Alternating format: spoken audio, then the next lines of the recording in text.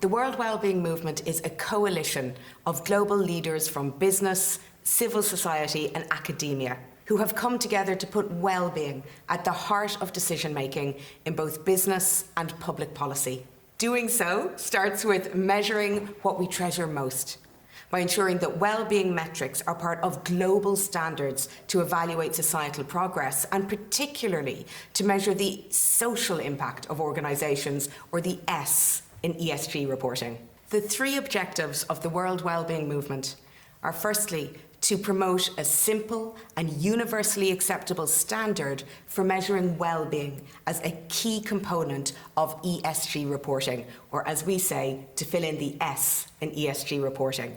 Secondly, it's to share best practices and evidence-informed insight into how to improve well-being. And thirdly, to create a community that takes action and builds momentum for positive change. In my view, there is no more important goal for business leaders and policymakers alike than the well-being of people. And from what I've seen, most good employers would agree. In the past few years, and I think particularly in light of the pandemic, more and more companies are taking an active role in ensuring the well-being and mental health of their employees. And now, thanks to the World Wellbeing Movement's partnership with the University of Oxford, we finally have causal field evidence to show that a focus on employee well-being is not just the right thing to do, but it comes with a compelling business case. So research that was conducted in partnership with BT shows that employees are about 13% more productive when they're happier.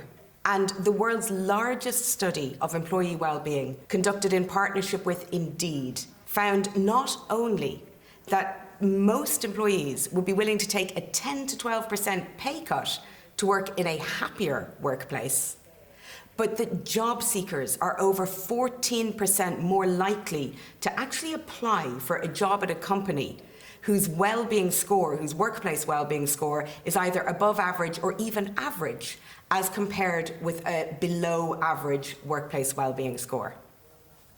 When it comes to ESG reporting, the G, or the governance component, is pretty well defined. And the E, or the environmental component, has become much more defined, particularly in the past few years. But the reality is that the S, which measures the social impact of organisations, is not only ill-defined, it's currently woefully undermeasured. So at the heart of the World Wellbeing Movement's mission is to play our role in helping to fill in the S, or that social component, in ESG reporting.